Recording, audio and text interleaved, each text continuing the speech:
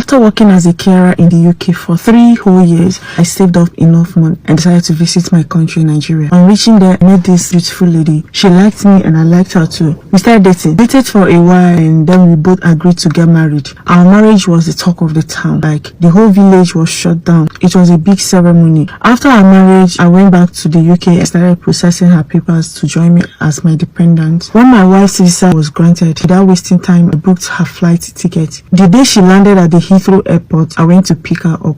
When we got to the exit, I told her to wait while I booked us a taxi. She looked at me and asked, "Where is your car?" I told her that no, I don't drive. Driving in London is not easy as it's a busy place. Besides, there are easy access to public transport and they are all cheaper than driving. So I don't really need a car for now. She just said, I booked a taxi and we went home. On getting to my apartment, my wife discovered it was a shared apartment. She was like, "Where is your house? Is this where you stay?" I said, "Yes, I stay here, but since you are here now, we'll look for a 2 or 1 bedroom flat and move in." My wife couldn't take it. She started complaining, shouting that this is not what she signed up for. Before I knew what was happening, she started calling her people, telling them that her husband is not whom she thought he was, that her husband is not the real Dogo she thought he was, how we are managing a 1 bedroom shared apartment. From that day, there is nothing I do that pleases this woman. She must see a reason to complain, to the extent that she started disrespecting me, saying that thought I had a better job, house and cars, not knowing that I'm an ordinary carer. I remember telling her what I do even before marriage, but on getting to the UK, she changed.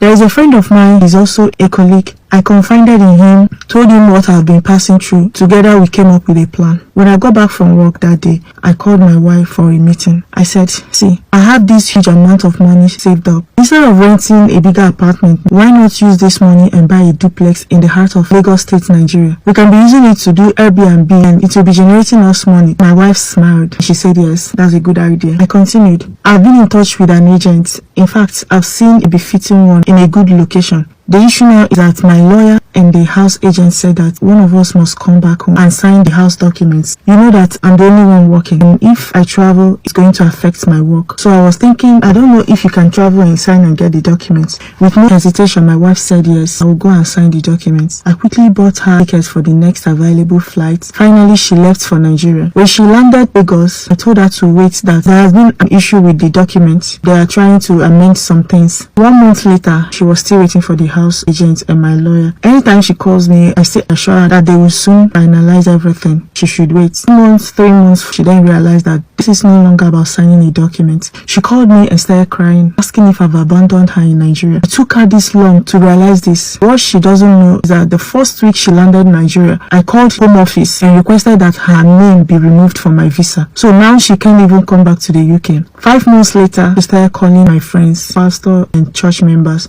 begging them to talk to me on her behalf. When they asked me, I told them the same thing. My wife went to sign some documents. She will come back when she's done. The only people that know the truth are my family and some close friends. Maybe now that she's in her father's house, she will feel better than staying in a shared apartment in the UK. Or what do you think? Did I do anything wrong? Guys, what do you think? Did he do the right thing?